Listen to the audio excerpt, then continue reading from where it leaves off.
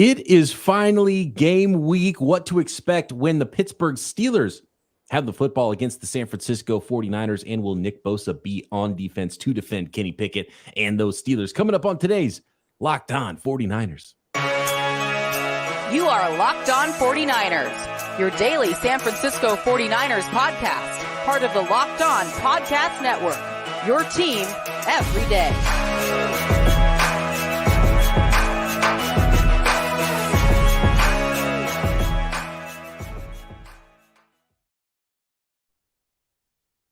Welcome to Locked On 49ers. Brian Peacock and Eric Crocker at BD Peacock at Eric_Crocker. Thanks everybody so much for making us your first listen on the Locked On Podcast Network, your team every day. Shout out to all the everydayers out there. Make sure you are one. Subscribe on YouTube and everywhere you get your podcasts. Croc, I know there's been a lot of college football this weekend, and one guy especially stood out to me. I didn't watch a lot of the games, and look, Saturdays are especially for me a day that I watch so much football on Sundays and do so much football throughout the week. Saturday's the one day I can't, so I don't want to watch a lot of college ball. But I know you were locked into all the games. We waited for LSU, Florida State to be pretty much over before we went live tonight here on Sunday night. But Caleb Williams is a dude, and there's a very real possibility, Croc, and I saw a lot of 49ers fans talking about, I think I saw you tweeting about it, say trade everything for Caleb Williams. Caleb Williams is going to be the NFC West. There's a very real chance the 49ers are going to have to be defending him as, say, an Arizona Cardinal or a Los Angeles Ram potentially for a long time. It feels like the Rams and the Cardinals, especially the Cardinals, are kind of tanking a little bit. And you're going to have to tank to get a guy like Caleb Williams because, I say trade everything kind of being funny, halfway being funny. Obviously, he's a special talent, but 49ers have no chance of getting him. He's going number one overall. And whatever team has that pick outside of maybe like the Jacksonville Jaguars, who I don't foresee them being a top five team, picking top five or anything like that, it's going to take something like that. So likely number one overall pick. Don't think anybody's trading out of that spot if they have an opportunity to get him. That means Kyler Murray might be on the block if it is the Arizona Cardinals that end up with that pick. Very interesting there indeed. Croc, we have hit the point. We were asked a lot this offseason, when is it time to worry about Nick Bosa? And if we're breaking down what that 49ers defense is going to look like against the Steelers offense in week one, we have to talk about Nick Bosa. He's the most important player on the football team probably, and the most important player on defense, even though there's a lot of other good defenders on that 49ers defense. I said, if we come back from Labor Day weekend, Nick Bosa's not signed, it's officially time to worry. Croc, it's officially time to worry because now week one is affected by Nick Bosa, whether he signs Monday or not. Well, it is Labor Day weekend. Now, fortunately for the 49ers, they do not play until Sunday. Unlike Chris Jones with the Chiefs. Chris Jones, he still hasn't practiced, and the Chiefs play on Thursday. So I think Jones, with his holdout, likely not going to be able to play. I think Nick Bosa, and we're talking about this weekend, but there's a very real scenario where we wake up Monday morning, or by the time you guys listen to this, and Nick Bosa is signed and ready to go. So, again, I'm being very optimistic because I feel like when they've been in situations like this between Parag Marate, Kyle Shanahan, John Lynch, they have resolved these things. And it sounds like Kyle and John assumed that this would be resolved by now, but something is holding it up. Don't know exactly what.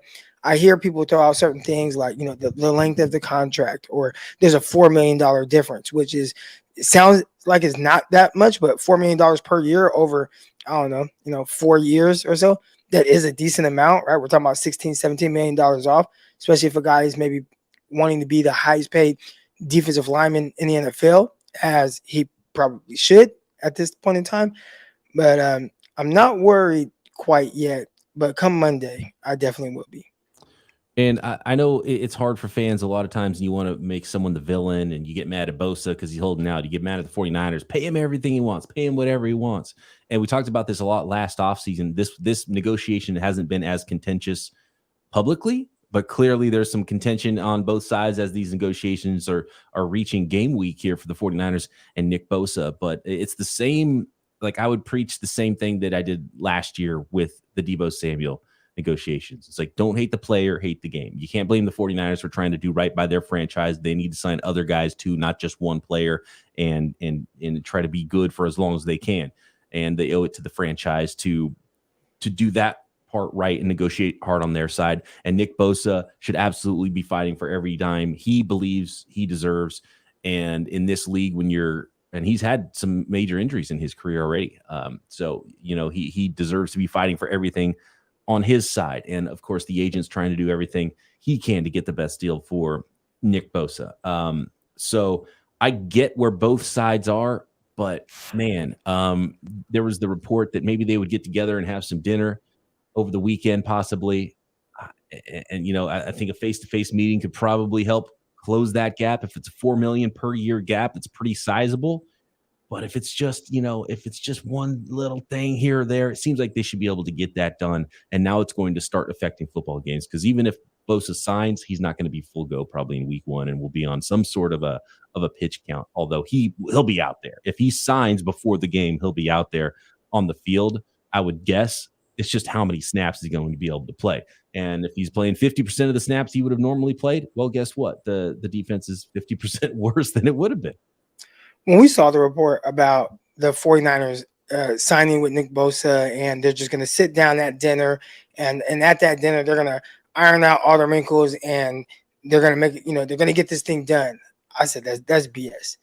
If it was just a dinner away from finalizing a deal, then this deal would have already been done. Mm-hmm. Like, that is not the issue. That's not the holdup. Like, them just meeting and getting in front of each other and meeting face to face. Like, this is about the specifics of this contract and things that I don't even truly understand. I did have someone in the YouTube comment kind of talk about, hey man, you gotta kind of learn the specifics of this contract stuff. And he laid out a bunch of different things that I feel like I probably don't think about as it pertains to this contract, and how it can have long-term ramifications with the 49ers and a lot of other things that they try to do. And again, you talk about Nick Bosa and just throwing the bag at him and paying him what he wants. And I understand that, but I don't think that's necessarily really good for the team as it pertains to roster building, which I think the 49ers, while they have a young quarterback on his rookie contract, like, those are things that you want to be able to, keep these guys together and pay everybody. But man, I saw a tweet that was perfectly laid out. All the guys that the 49ers are going to have to pay, or guys that are up for renegotiations. And it's tough. It's tough. And it's going to come down to the very small and minor to us details in these contracts. So Nick Bosa, the fact that it hasn't gotten done yet, something that I was not at all worried about when training camp first started, and I expected him to be running on the field the day camp opened up and the fans seeing him and them being excited. I am starting to be a little bit more worried now, because every day that passes, it feels like they're further and further apart. Right. And then needing him on the field, do they put him out there too soon because he's in good shape and he looks fine? Does he, there's potential for injury there. And then if he comes back too quickly and has a full workload in week 1, then, soft tissue injury, now he's out for 4 weeks anyway. So that's why I said that this was really important to have it done before this week, to give him a full week of practices and leading up into game action. And so now I do think the 49ers will be affected on the field by this Bosa holdout officially. We have reached that stage of this holdout that Nick Bosa is not going to be a 100% participator in week 1 and potentially beyond that. We'll see how long this goes. If he's anything like Travis Hunter, then we'll be all right. Because I just watched this kid play every snap of the ball. Oh my God. I said, if he doesn't get in the IV at halftime, there's no way this guy lasts. And we're talking about Texas heat, humidity. He's playing both sides and really playing both sides of the ball. Like, he's starting at receiver, starting at cornerback, and playing dang near every snap of offense, definitely playing every snap of defense. I've never seen anything like that. Like, that was amazing. I've seen guys play both ways, the Champ Baileys, the Charles Woodsons, and even the Jabril Peppers, right? Like, but nothing like that. Nick Bosa doesn't have to play both sides. He just has to play defensive line. But even then, you open yourself up to those soft tissue injuries. And unlike Travis Hunter, who's been preparing for this and practicing and scrimmaging and doing all those things, Nick Bosa, he's been working out, but he has not been practicing. Yeah. He has not been scrimmaging. He has not been competing against other top tier athletes. in practice, we've talked about working the get off the ball drills when the ball moves and you're firing off and you're trying to beat another 49ers defensive lineman that's quick to the punch as well, challenging your body from that standpoint. He hasn't been doing those things. So now all of a sudden you have to get into the game. And if you're going to do that full speed 100%, what does that then look like? And how does that then affect your body? And I think we all feel like Nick Bosa is a guy that's going to prepare to the highest level. But there's some things that are a little bit harder to be able to control. And even if he does sign tomorrow, that is the one thing that does scare me. Next, let's get a little bit into this matchup and specifically what things might look like on Sunday when the 49ers face the Pittsburgh Steelers. Today's episode of Locked On 49ers is brought to you by Underdog Fantasy. Football season kicks off this Thursday. We made it, guys, and there's no better way to get in on the action than with Underdog Fantasy and their pick'em game. Just pick between 2 to 5 players, select whether they'll go higher or lower on their stats, then do what you usually do. Spend kickoff night doing whatever it is while you watch those football games. You can win up to 20 times your money in a single game by going 5 for 5. It's a fantasy game, but you can win real money. It's legal in over 30 states, and it's, of course, a ton of fun. If you want to build your dream team today, head over to their easy-to-use mobile app or website, underdogfantasy.com. When you sign up with promo code LOCKEDON, not only will Underdog double your first deposit up to $100, but they also have a Pick'em special live now in their Pick'em lobby. Patrick Mahomes just has to get 1 yard for your pick to be correct. Remember, that's Underdog Fantasy. Sign up with promo code Locked On. Use the link in the description or scan the QR code if you're watching us on YouTube. All right, Croc. Let's get into this game a little bit because this is a really interesting football. You know what? Real quick on Nick Bosa, and this is just something that I've been thinking about. With it happened with Debo. It happened right after George Kittle went crazy, right? And then I think didn't Fred have his first All-Pro season? All right before it was like it's just like, oh, okay, cool. Nick Bosa, Defensive Player of the Year. Oh, you just happen to be up for a contract this year, just like Debo has his career year. Oh, guess what? Now it's time to re-up Debo Samuel. Doesn't it seem like that happens every time now to the 49ers young star players? They have their best season right before it's time to negotiate a new contract. I feel like a lot of people think that that's what happens before, like most guys, and it's like, oh man, this is a contract year. I understand what's at stake. Like I have to prepare at the highest level. I got to be the best version of me. And, guys are drafted in a certain place because you believe they have this certain level of potential and ability. And when contract year is up, no matter what your ability is, you typically reach that max potential. You've thrown out some names with guys like Debo Samuel, with Nick Bosa. Heck, I didn't even go as far as to say guys like Kendrick Bourne, right? And when he was up for a contract, and obviously the 49ers didn't bring him back, he went over to New England Patriots, but it was off of his best year of whatever, like the max potential of what Kendrick Bourne is. And he has not since reached that potential, even with the New England Patriots, but he definitely did it in that last year. And he prepares well. I see the guy, I see how he works, I see his work ethic, but there is a different sense of urgency I think that the players have when you're entering that opportunity to re-up on some money. I think we have a Steelers fan in the chat says Pickett plus Pickens equals Montana to Jerry Rice. I don't know if I'd go that far, but I think there's huge potential for a Kenny Pickett breakout, a George Pickens breakout season. That's looking like that draft in 2022 is pretty good for those Pittsburgh Steelers. And as Fiora here, is it Flora? Fiora points out in the chat, Steelers have been impressive this preseason, and they have been. And I know they played some backups, and but they did play the ones against Buffalo, who have one of the better teams in the league, and they look good there too. So potentially Kenny Pickett, George Pickens, Pat Freiermuth had 700 yards receiving as a rookie tight end last year. Like I drafted him in fantasy. Like he's kind of slept on, but Freiermuth, he's a terrific tight end. I think he's just getting started. Typically, a tight end is a young quarterback's best friend, and I think right now we kind of point to Kenny Pickens and what is Kenny Pickens.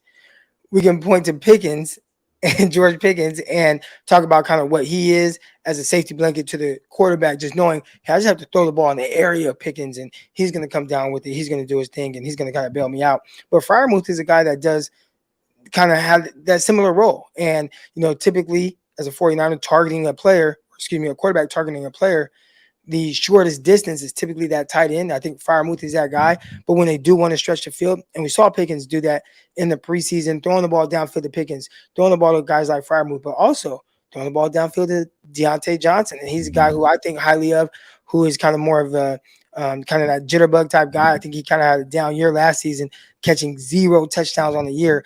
I don't foresee that happening again. I think the more Pickens kind of grows as a quarterback, kind of getting his groove, all of these weapons that he has, including Allen Robinson, who they picked up in free agency, start to kind of have a much bigger role. Now it's just on these running backs who they have Najee Harris. They got Warren that's back there, and he's running extremely well. So there's a lot to, I don't want to say be worried about as it pertains to the Pittsburgh Steelers, but definitely take notice of when the 49ers are going to take them on come Sunday. The Bay Area zone, Najee Harris, Antioch, California, right? Yeah. I watched Najee Harris in 7-on-7 when he was in high school. And I'm like, I didn't know who he was at that time. Like, this is right before his senior year. I'm like, that's a running back? I mean, but the dude was huge. He was like 6'3", 220 pounds, but he's playing receiver out there in 7-on-7. He's fluid.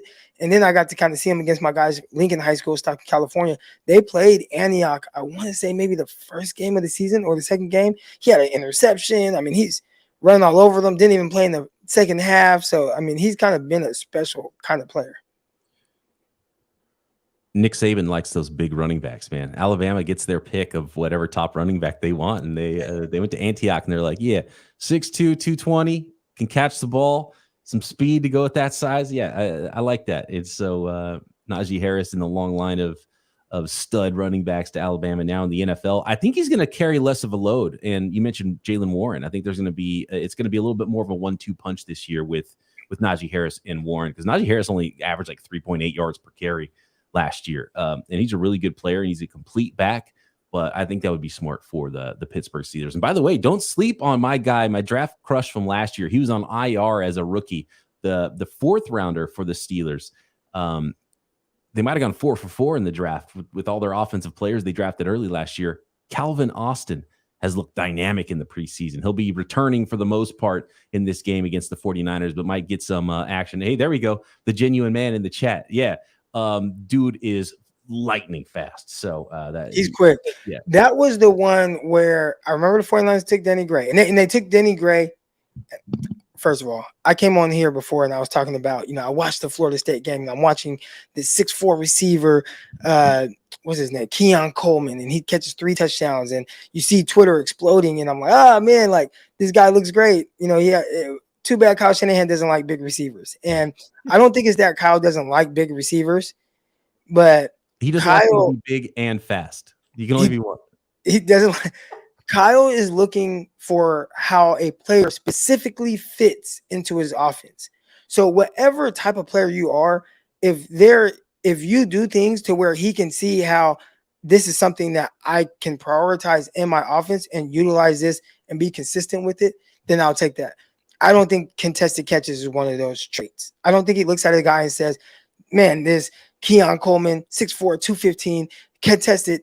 Nah, it's not what I'm looking for. What is he looking for? Hey, he can take a 6'3" Juwan Jennings at 215 who runs a 4.7 and say, well, he's great after catch. He's tough. He's physical.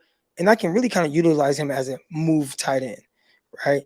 So when you look at a guy like Calvin Austin, I think if they had to choose between Austin and Denny Gray, whatever they identified on film, it was that of we see ourselves using Denny Gray in this very specific role.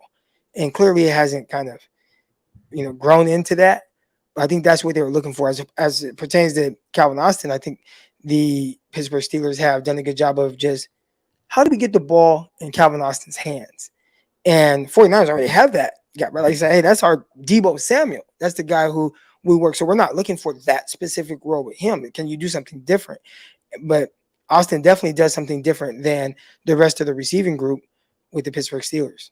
You know, it's funny. They drafted Calvin Austin to replace Ray McLeod, who left for the 49ers, and they needed someone in that return role to be a sort of a slot receiver and return guy. So there you go. I really liked him out of Memphis. I watched him against Tariq Woolen.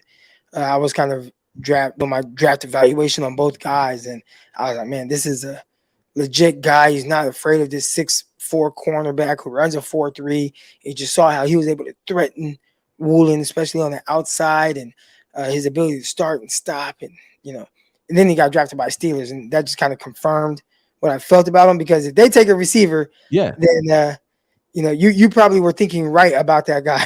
Yeah, exactly. Same thing with. It's funny because we mentioned the same thing you just brought up about was it the LSU receiver? Yeah, it was the Florida State guy. Florida State receiver. The George Pickens, it was the same in last year's draft. We're like, man, what if George Pickens falls to the 49ers at the end of the second round? He ended up getting drafted by the Steelers before. The 49ers had that second round pick. They drafted Drake Jackson, but then we're both like, you know what? That's not really Kyle's type of guy, so they probably wouldn't draft him anyway. If Kyle could find a receiver that is big but does everything exceptionally well, then he would like him. And that's why when you saw him use Andre Johnson, when you saw him use, Julio Jones, to the extent, I mean, in 1 year, Julio had over 200 targets, right? Like, that's wild. But he's like, well, Julio does everything. So obviously that's a perfect world. And we talked about Caleb Williams earlier. And it's like, well, Caleb Williams, man, like, you see the things and it's like special, but then you see him kind of bypass this quick out that's open and to do all this other stuff. I'm like, Kyle wouldn't quite like that, even though we see like the special part of it. Kyle doesn't care about the special part of it. Can you run my offense? Brock Purdy does that well. I think it's the same with the weapons, where I just want you to do these specific things. And guys like Pickens, who we're going to see a lot of, it kind of worries me, because I think when we get to talking about the 49ers backing guys on defense, the way the 49ers attack the backing guys on the Steelers, 49ers don't really care about who your outside corners are. They're going to run their offense in their scheme. But Steelers, it kind of matters who your corners are, because they will take shots. And I just watched this last preseason game, third, typically that's the dress rehearsal. Steelers played their guys. They were throwing the ball down the field. Deontay Johnson caught a bomb. Kenny Pickens caught a bomb. They did some things with Allen Robinson, but they will stretch your guys vertically. So when I look at Ambry Thomas and we look at Travis Ward, how are you going to match up with those guys? I think Travis Ward matches up with Pickens extremely well, especially if you say, all right, like Ward, just go follow him around and press him. And it's going to be contested. Who's going to come down with it? That's what that's how you'll figure out how it's going to play out from there. But I think Deontay Johnson can be kind of the X factor in this matchup, because I don't know if Ambry Thomas matches up well with him on the outside.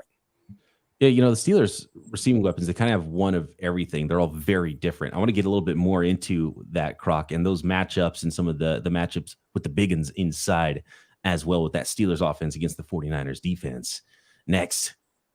Today's episode is brought to you by eBay Motors. Our partners at eBay Motors have teamed up with Locked On Fantasy Football host Vinny Iyer to bring you some of the best fantasy picks each week, all season long. Whether you're prepping for a draft, scouting the waiver wire mid-season, every week we're going to provide you with players that are guaranteed fits on your roster. So with draft prep underway, folks getting in their last drafts here over the holiday, this is the eBay's guaranteed fit fantasy picks of the week. What about tight end Darren Waller? If you're looking for that player to take in fantasy football drafts who will spark his new team's offense and might even be the number one receiving weapon for the New York Giants, use that luxury pick on Giants tight end Darren Waller. The former Raider already riding in style again with Daniel Jones locked into him throughout training camp and the preseason. Vinny Iyer from Locked On Fantasy Football is going to help you win your fantasy championship, and eBay Motors knows the championship team is about a player being a perfect fit, and it's the same with your vehicle. With eBay Guaranteed Fit and over 122 million parts and accessories for your vehicle right at your fingertips, you can make sure your ride stays running smoothly. Air filters, brakes, batteries, tail lights, alternators, shocks, struts, you name it, eBay Motors has it, and it's all just a click away. And the Guaranteed Fit from eBay helps you understand exactly what part you need for your vehicle the first time. For the parts and accessories that fit your vehicle, just look for the green check. Get the right parts, the right fit, and the right prices at ebaymotors.com. Let's ride. eBay guaranteed fit, only available to U.S. customers, eligible items only, exclusions apply.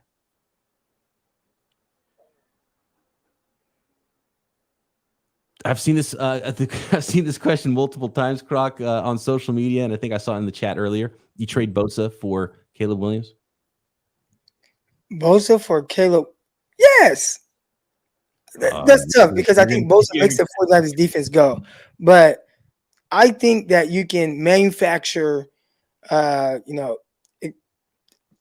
rush a little easier than it is to find a legit, like just special quarterback. And we saw the 49ers trade up, use 3 first-round picks on a guy. And that was more of the hope of what he could potentially become. But I don't think anybody watched Trey Lance and was like, you know what? Trey Lance, like, man, this guy is just special, right? And it was like, man, this guy has a lot of upside and, he does a lot of good things. And, man, it could potentially be this, right? And we all felt that. And obviously, so far it hasn't worked out that way. But Caleb Williams, when you just watch him and the way he does certain things, and I talked about earlier, he bypassed on the quick out that Kyle Shanahan probably would have cussed him out for. But also his ability to, in the pocket, just manipulate the pass rush, where I'm going to, step back, now step up, and I kind of work this way, then I work that, then I make guys miss, then I roll out, then I just fire a fastball to a guy for a touchdown. That wasn't even the best play. I feel like the best play was this other play where he kind of felt the pressure. He spun out. He's running toward the sideline, and right before he goes out of bounds, he flicks the ball 40 yards downfield, and it just drops. I mean, just a perfect spot over the outstretched arms of a defender, and he's just special. So Nick Bosa, amazing defensive player of the year. I get all that, but I think it's a lot harder to find the Caleb Williams than it is to find a defensive guy that can give you production. It might not be Nick Bosa's, but you can do some things to kind of help around that. We saw the 49ers for years kind of do that thing where they can kind of piece things together. He makes a huge difference, though. We talked about the wins with Nick Bosa, so I don't want to downplay what Bosa means to the 49ers. I mean, like a defensive end versus a quarterback, if it's a star quarterback. Yeah. And look, if this thing gets really contentious and the deal doesn't end up getting done and Bosa holds out half the season or something like that, and then shows up in week 8 so he can accrue that season, then things will be a little bit uglier, I think. And then who knows, maybe there would be potential, but yeah, Bosa's not getting traded. So don't worry about that. Appreciate Kenny Love. And the 49ers have no shot at Caleb Williams. So we can be excited about just watching a college player do some special things and just be like, man, it would be nice to have that. You have no chance. Yeah, it's not having it. And they're probably going to it's probably going to be more likely the connection between Bosa and Caleb Williams is Bosa sacking Caleb Williams when he's on the Cardinals, most likely. Yes. That's the way it's going to go. Kenny Love checking in. A Steeler fan says, this is a great show. I'm a Steelers fan. You guys are great. I appreciate that one quite a bit from you, Kenny. And Ryan says, so this is what comes down to in this matchup. So if Nick Bosa is either not out there full time in this game or not out there at all and still holding out, are we going to see Wilks get aggressive and have to bring extra pressure to get there? And young Kenny Pickett, can he dice up the 49ers? Ryan in the chat says, concerned about Wilks getting too aggressive. And if they're not getting pressure, he might have to get more aggressive to try to pressure Kenny Pickett, and that could potentially open up some voids in the back end. We saw it in the preseason. Well, I'll ask you, Peacock, and I'll also ask the chat, if Nick Bosa isn't out there, where do you see the pressure coming from? Inside. Maybe. Right? Because we're assuming inside because you got Hargraves, you got Armstead. But we saw Hargraves with all those other guys on the Eagles' defensive line. And that kind of made it go. Even Hargraves, you can go back to when he was with the Steelers. Like, well, okay, I got TJ Watt on this line, and you had like Melvin Ingram or whoever, right? Well, right now, it's okay. Now you're responsible for generating the pressure, and it's all you. So maybe he does a play here and there, but not nearly to the extent of what we get from Nick Bosa, who takes the pressure off the other guys. You have to give more attention to him from the offensive side. He really, he's a game wrecker in the run game. He throws guys out the way and makes tackles for loss or tackles at the line of scrimmage. His motor is tremendous.